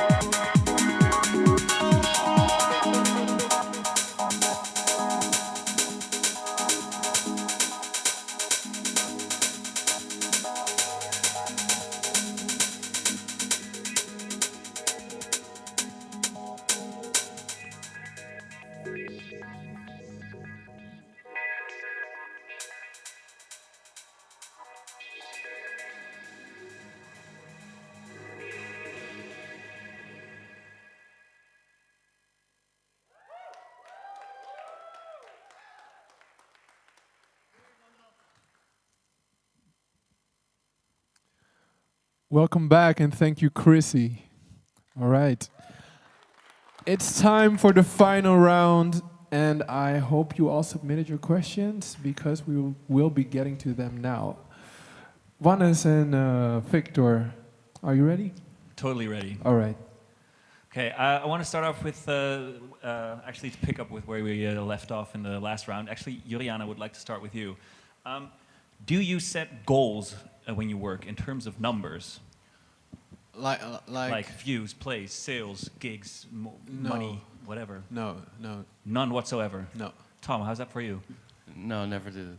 Never did it? No, never set numbers to goals and stuff. The main goal should be everybody on the team should be satisfied with what they deliver. Everybody happy, you're happy. Yeah, numbers don't mean anything. Well, when it comes to album sales, maybe if you're part of that team, but I think music should be music. Okay, Hank, how's that for you? It's everything, man. No. Okay, I was hoping you'd say that. Can you elaborate? Well, because if any company wants to look at you today for anything, they're all looking at numbers. Everything's, you know, actors got a Q rating for their, you know, if they shave their mustache or if they change their hairstyle. There's numbers for that. There's numbers for every aspect of what we go on, what we're doing, because everything is online today. We're all in the digital age. So if I can get all kinds of numbers on you. I can find out what your numbers are on Instagram, what your numbers on Spotify's are, compare it to your numbers on SoundCloud, and compare that to the numbers on Apple Music, and then bring it back to YouTube. And Hank, what am I looking? If you listen to these people in the room here saying, well, the music should just be the music, I don't want to worry about those numbers. What do you think is the value in that? Well, it depends on what your level of expectation is. So, for example, if you want to be super successful, then there's a fine line for that. I mean, and when I mean by super successful, I'm talking about millions and millions of dollars. Now, some people are, you know. Well, I think exactly. What happened to just expressing yourself through music, right? And I do agree to Hank. It depends on what position you are in the industry. If you have to make this band go pop, then numbers are really important. If you just behind your keyboard, I suggest not think about the numbers and just play the chords you feel or write the song you like. But it really depends where in the industry you are involved with this song. But then again, I must say, if you're behind the keyboard, numbers might, you know, bring along emotions you don't want in the studio when you're making music. Okay, so obviously you can set other goals as well. They might be artistic goals. Victoria, how is that for you? So I was just going to say that I feel like producers in general have the privilege of not having to worry so much about the numbers. I mean, especially when, you know, you might be getting paid a flat rate and then perhaps you have 1 or 2 points. But even then, like, unless something's absolutely massive, you're not going to be earning anything from the streaming. So from an artist perspective, when I write music, I mean, I have to have, like, especially being indie, I have to have 2 brains for this kind of stuff.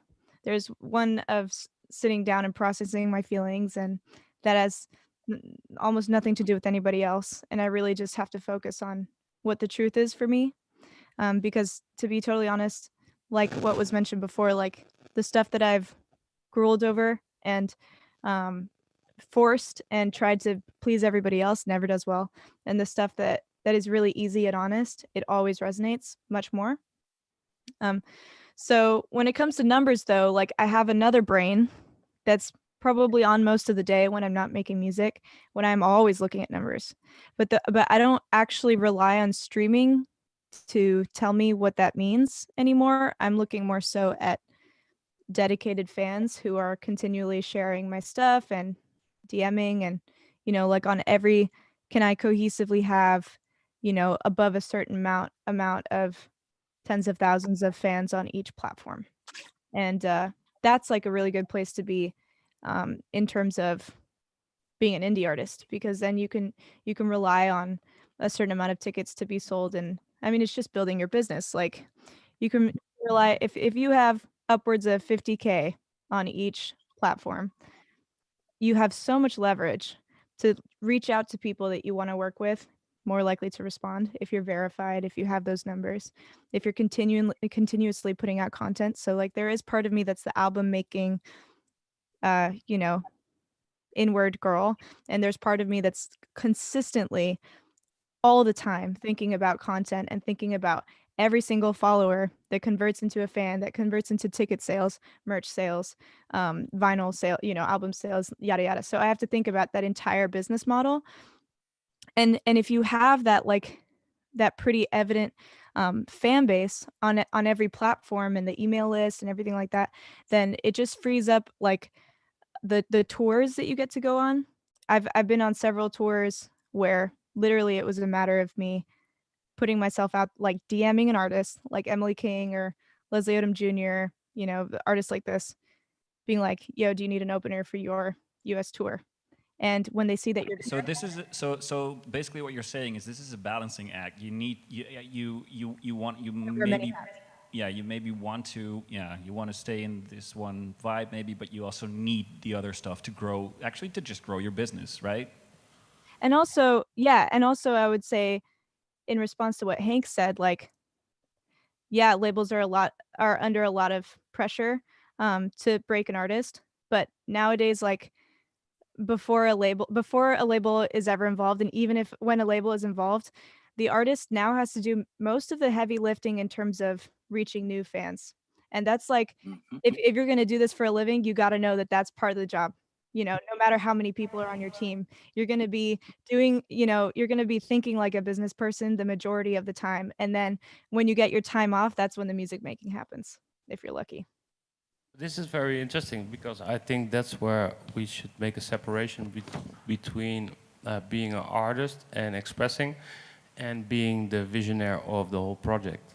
Right. And that's the hard thing, I guess, when it comes to producing, especially when you're also a singer like Eva. Like, for me it's less difficult because I don't sing or perform as a vocal artist.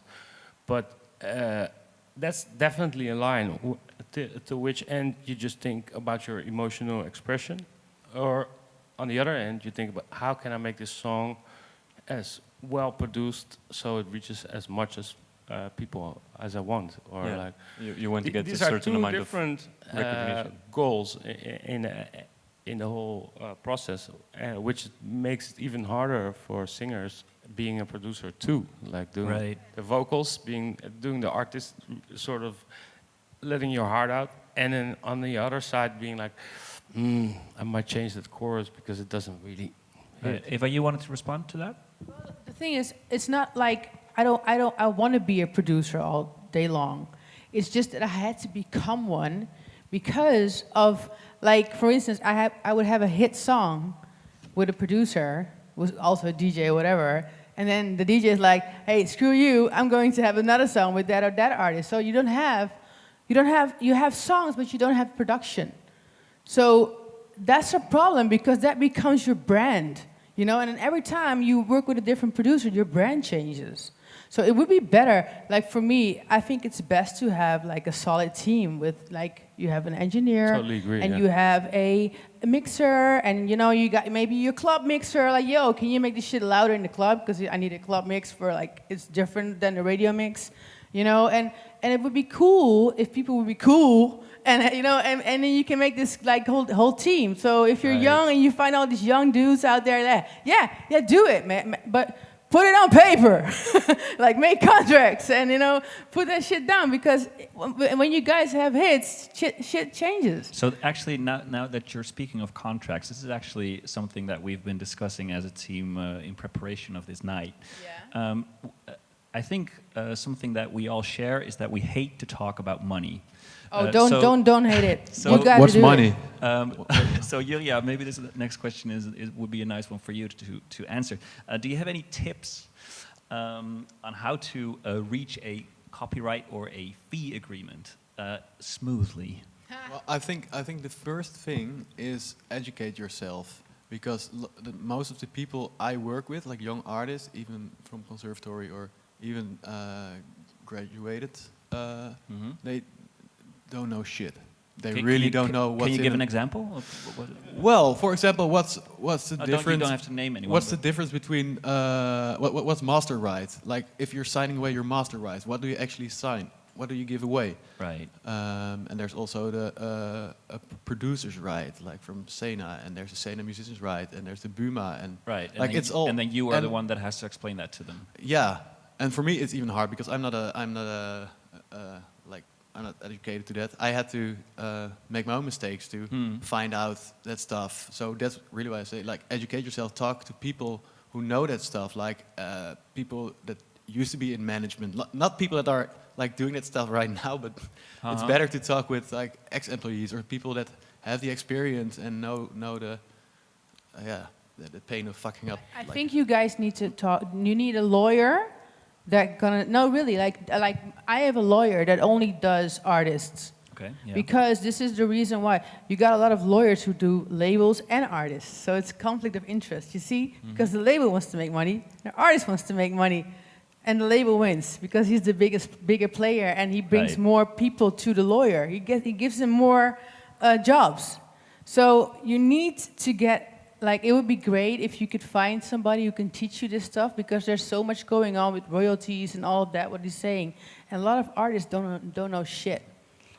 Tom, I thought you wanted to respond as well. Yeah. Well, it is definitely about which position you take as a producer, because we talk about all these different producers. If the producer actually supplies the music, he's in a way different producer's state than if you having a band who wrote their own songs. Right. Then actually all the music rights are going to this band. It's so different when you made a beat and somebody comes to sing. It's very easy. It's a 50-50 balance or something. But I can't. Why is it 50-50? Because it doesn't make sense at all. 50-50 what? 50 what? I didn't make that up. 50-50. No, but you just made it up. Vocal writing and music writing, that's divided 50-50. No, it's not. This is the whole thing. Like, these beat makers, they think they earn 50%. This is not true. Since when is a beat 50%? You got lyrics, you would say, and you got melody. You would argue it's less or more? And sometimes an artist makes a melody and she makes a lyric, or he. So then he should get 50%? Because someone put like a drum pattern underneath that shit? Hell no!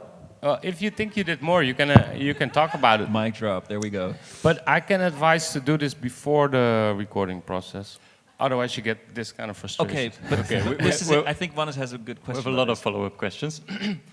I mean, sometimes like a top line can also be like a very minor thing of the song. I mean, you have those songs which are really the hook. Sometimes, not in all music, the vocal or the lyric is the most important thing of the song. And I think I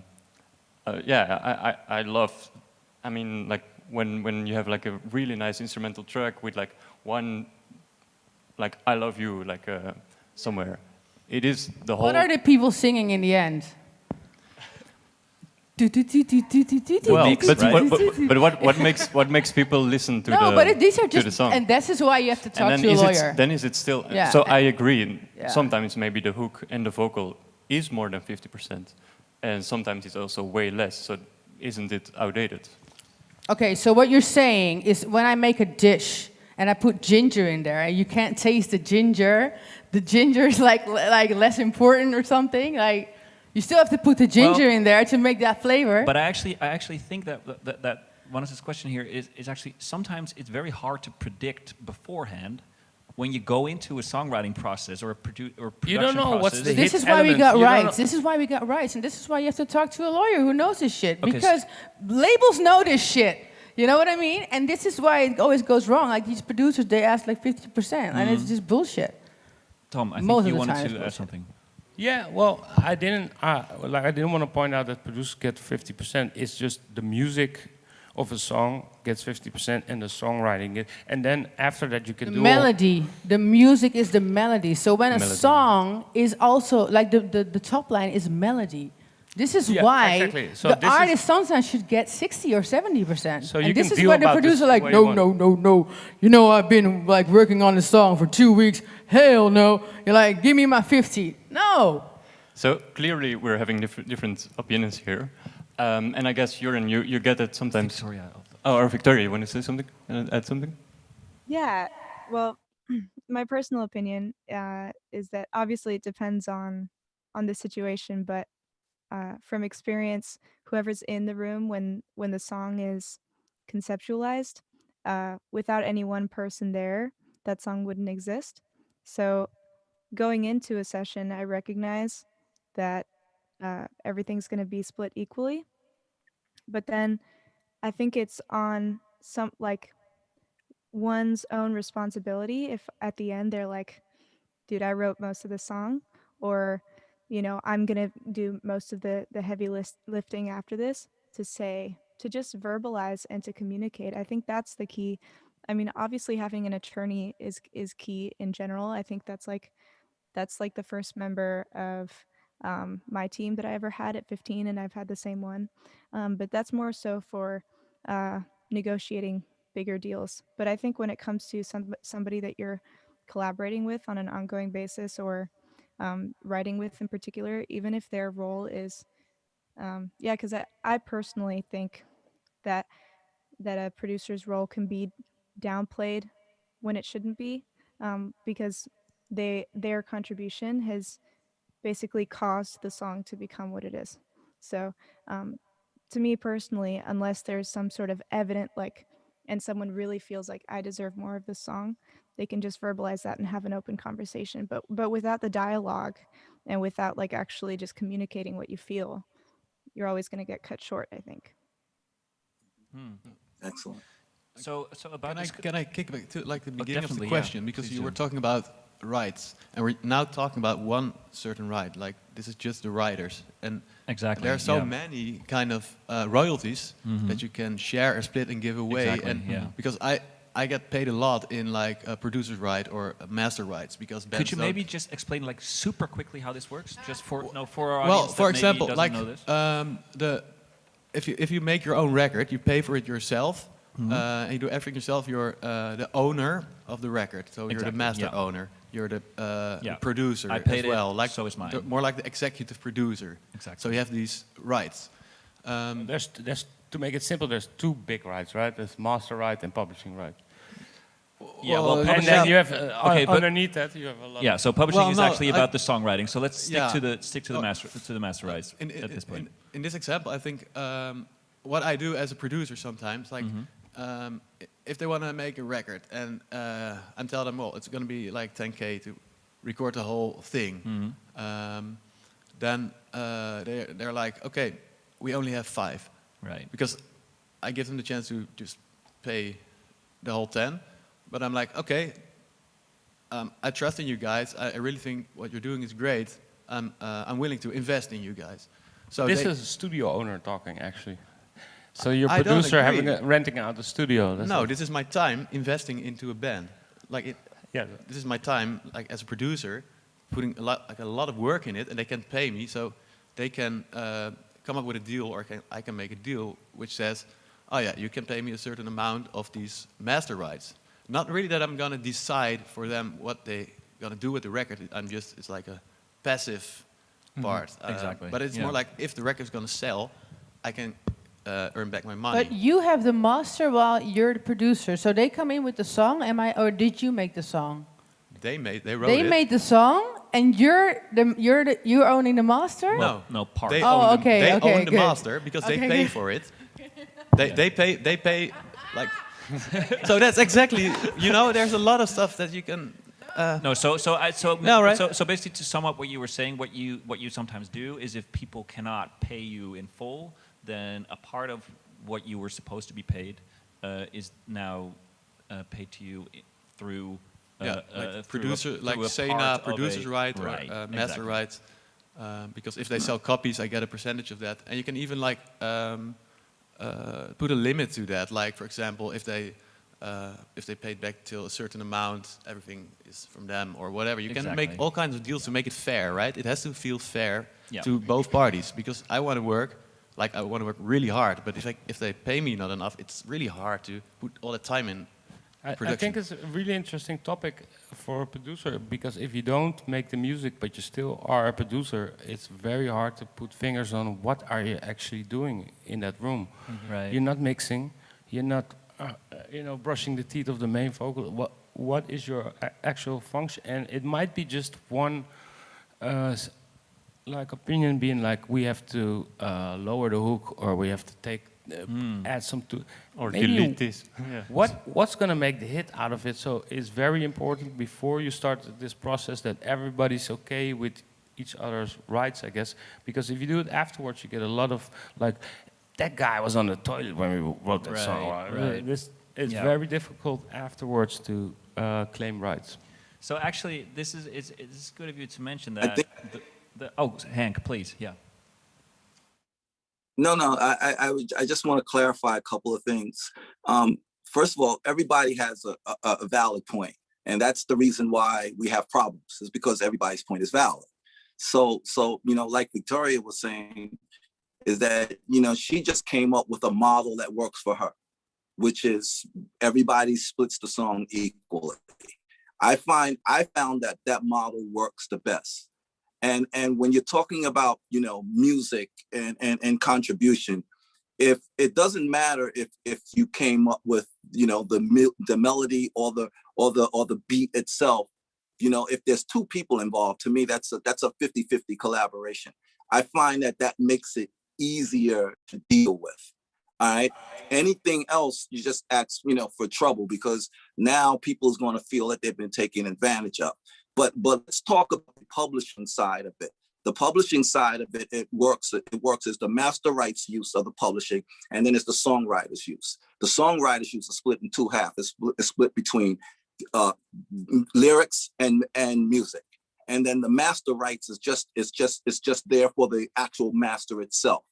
Usually the record company takes that master portion of the publishing from it and leave you with the writers with the lyrics and music share of it.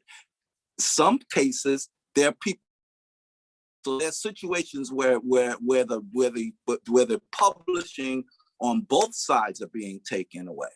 So I'm always advocate of, especially artists today, is owning at least as much of your publishing as possible, and that's something that you just don't sell at any cost. I still make money off of 30 years of records that was released 30 years ago. I still get publishing royalties on that today. That's astronomical. And not only that, it also stuff that's being placed in films, television, commercials, anything that you're receiving monies. I have records in a lot of the biggest movies that are out there, and that's how we earn an income. So the first thing that I'm always trying to explain to artists is to hold on to your publishing as much as possible, because when you're 60 years old and no one cares about you, then you're going to still be making monies off of that. But if you give that away, guess what? You're going to be just another statistic that's out there. Right. So I just want to kind of clear that up a little bit. That's very clear. Thank you. I actually wanted to go back to a point that Tom was making about what we started the night out with like the role of the producer being very fluid. We're nearing the end of this round, but I would like to. I would like to talk about one specific thing. So I think that a good producer knows what he can bring to the table. You could say that they know what their superpower is. They know people come to me for this, or I can add this to a process. What I'm interested in, because this is the practical round, is what is your personal handicap? What's the obstacle that you keep facing in your work? Julian. Well, it's funny that you ask, because like this year I had a lot of time to do self-reflection, like a lot of people did, because I kind of like 2 years ago I decided to work a little less, because I was like involved in so many projects at the same time, or well they came like right after each other, and what I tend to do is put too much time in a project, because I love it so much. I really dig it, and I want to take the most out of it. I really want to serve the artists I work with and deliver something really incredible, which is sometimes a problem, because sometimes the next project is already waiting. There's a deadline and stuff. So stuff is overlapping too much, and I end up creating mediocre shit, because I don't really have time to sit back and listen to it, and so sometimes I gotta. I think I gotta give myself some more time to finish a product, and not really like put more time in, but yeah, I don't know, spread it out a bit more, or like work apart, and then take a step back. Maybe another actually part. just work less is what you're saying. Yeah, well, that's basically what I discovered. Work less. Yeah, so it's an interesting thing. Like, I really recognize this feeling. So you just sometimes you're like, I want to put this amount of time in it, but at the same time you also want to go way beyond that to just I sometimes make the wonder best of it. And like then I wonder like, am I just changing stuff or am I making it actually better? And then I end up just changing stuff like 14 times, and then I listen back to mix number 1. I'm like, oh But really? that- Here's the ascension. That's What have I done? the mixer in you talking, actually. Yeah. And then you have the producer in you talking, be like, shit, this record had to be finished a week ago. And then the mixing guy inside of you be like, no, I need more eyes on the project. Yeah, I don't come up with a very deadline, difficult so- process if you also mix down the record. Yeah, a lot of them. I can hear from you and the things he says. Running a studio, which producers do often, is actually a different job than being a producer. So mixing or having the band over in your studio is actually the studio's owner's job, but you fulfill that as a producer nowadays because and lack of budget. This is where the whole producer thing gets very multitasking, Right. I guess. So, Eva, do you have one of those Yeah. obstacles that you keep hitting? I remember when I was young and we were in a studio and we had to do a project and it had to be finished in a week because the producer's expensive, the studio's expensive, so everything needs to get paid. So we had to work, and we had to be focused. And I feel like now that everybody can do shit themselves in their own like comfortable studios, home studios, we lose our focus and our planning. So we don't write down like, yo, I need to finish, like, I got one day to finish this. And tomorrow I got to do that. And if I want to go and sit on my Instagram all day, like, that's cool. But you know, you gotta make this planning because you're gonna be like whack. You know what I mean? Like, What do you you're not gonna do be dope. to Like, remedy this? you gotta train yourself to become one of the best. Okay, and how do you do that? To make planning, you have to plan, and you have to see what you're not good at. Like, for instance, before, when I found out of autotune, it was this magical thing that can make me do less of my vocal training. I'm like, it sounds great. I just put pitch correction, dope. But it wasn't dope. It was shit because I wasn't training myself to become a better vocalist. So I was like, okay, this is bullshit. You got to take this shit off. You got to you got to work on your craft and you got to plan that shit. You got to be really like it's gonna be. Can I add one more thing? As we're talking Definitely. about this talk is called the producer's way. I guess when it comes to this process, it's very helpful to at the beginning know who's the captain on the ship in the studio. This is that's a great tip. often a big problem I encountered, and also where my weaknesses were or are. Can you give an example of how that worked out? Yeah. Didn't Like work out? when I got flown in to like do like produce a song of a band, you have to like not overrule the band with your ideas, but at the same time, who's the captain? Who makes these decisions? Do we want a lot of reverb on the drums, or we want to have it dry like this? If everybody has an opinion in the studio, it's gonna be a long night. So it's very nice for the process if there is somebody who, at the beginning of the process, you say like, let's say this guy is the most humble and respectful and has a very zen vibe. Let's name him the producer who can make the end calls, which saves a lot of time because you don't want all the band members and people in the studio contributing to what's right or wrong. There has to be a producer in the room, I guess. I think that's a great note to end on. There needs to be a producer in the room, and I want to thank you guys for being here today. We had a bunch of amazing producers here. So with that will conclude our third round of talks. Thanks to Henk and Victoria for joining us online today. Thanks Juriaan, Tom, and Eva for being here. We had an amazing night, and I would like to hand this off to Silan. Thank you. Yes. So we have come to the end of our evening. As I said before, I think these conversations could just go on, and I hope everyone at home has been listening carefully because these were some very valuable stories. I would like to thank again Victoria, Tom, Juriaan, Eva, and Hank, of course.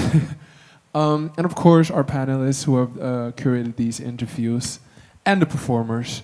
Okay, I hope you enjoyed this second edition of Popcontakt, and we'll see you next time. Thank you for tuning in.